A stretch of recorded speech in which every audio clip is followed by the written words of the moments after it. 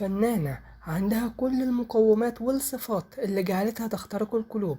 الفنانة ليلى فوزي اللي امتلكت رصيد كبير من الجمال وحظ وافر، بالإضافة لموهبة التمثيل اللي صنعت منها نجمة لامعة في سماء الشهرة والأضواء.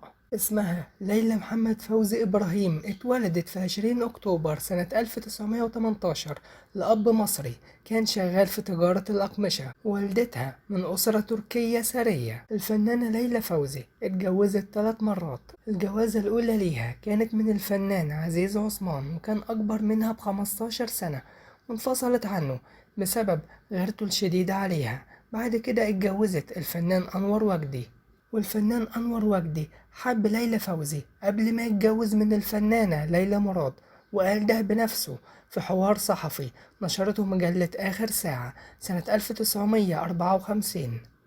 وقال إنه قابل ليلى لأول مرة سنة 1943 لما أسند إليه دور البطل في فيلم من الجاني، وكانت هي بتمثل معاه تحت رقابة والدها اللي كان بيلازمها باستمرار. وكمل كلامه وقال إنه دعاها هي وأبوها وأختها على العشاء في بيته، وكان كلامه معاهم تلميح إنه عايش لوحده وعاوز شريكة لحياته. فأمها رحبت بيه وفضل يتردد عليهم يوميا لمدة شهرين. وقال إنه حدد ميعاد للخطبة، لكن الأسرة شككت فيه وشافت إنه شخص متقلب المزاج. علشان كده بعتوله مع حد قالوله إن ليلى لسه صغيرة في السن مش هينفع إنه يتجوزها. وهي قدرت إنها تهرب من رقابة أبوها وقابلته، وأعلنت إنها مستعدة للهرب معاه، لكنه خاف على مستقبله وطلب منها إنها تعتبر إن الأمر منتهي. مرت الأيام وأنور وجدي اتجوز من ليلى مراد، وبسبب الغيرة الفنية انفصل عنها وعاد لحبه القديم. لكن جوازه مع ليلى فوزي ما استمرش غير شهور قليلة، لأنه كان بيعاني من مرض مزمن ورحل عن الحياة. بعد كده ليلى فوزي اتجوزت للمرة الثالثة من الإذاعي الكبير جلال معوض. وفي حياة الفنانة الجميلة ليلى فوزي 3 صدف وصلوها للبطولة والنجومية. وقالت بنفسها في مقال نشرته مجلة الكواكب سنة 1957، وقالت إن في حياتها حوادث كتيرة، منها اللي قادها لعدد من البطولات الفنية. وقالت كنت في بداية حياتي الفنية بقوم بأدوار عادية مش بتلفت الانتباه، وفي يوم من الأيام كنت راكبة تاكسي بجري علشان أسرع لمكتب إحدى شركات السينما، وبعد كده أركب أتوبيس للاستوديو. كنت متأخرة وطلبت من السواق إنه يسرع علشان أوصل في ميعادي، لكن السواق اصطدم بعربية تانية. وقالت إن صاحب العربية التانية نزل منها وحاول الهجوم على سواق التاكسي، وهي اتدخلت علشان تهدي الموقف وقالت له أنا السبب لأني طلبت منه إنه يسرع.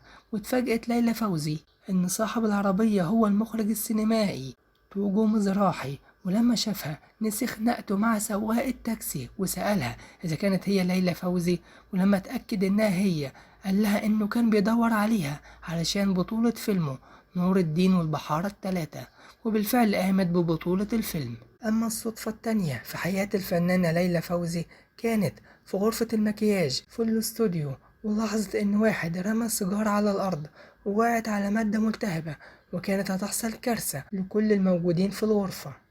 وبسرعة مسكت السيجارة من الأرض ورمتها بعيد وأنقذت الموقف. وكان الفنان يوسف وهبي من بين الحاضرين وشكرها على شجاعتها وعرض عليها بطولة فيلم سفير جهنم. أما الصدفة التالتة في حياتها كانت لما بدأ اسمها يلمع ويعرف الجمهور، فكانوا بيتزحموا عليها في كل مكان. وفي مرة وهي في الشارع اتزحموا عليها كالعادة، فاضطرت للدخول لمحل علشان الزحمة، واتفاجئت إن في راجل كبير في السن بيحاول إنه يدخل وسط الزحمة وكان بينادى عليها.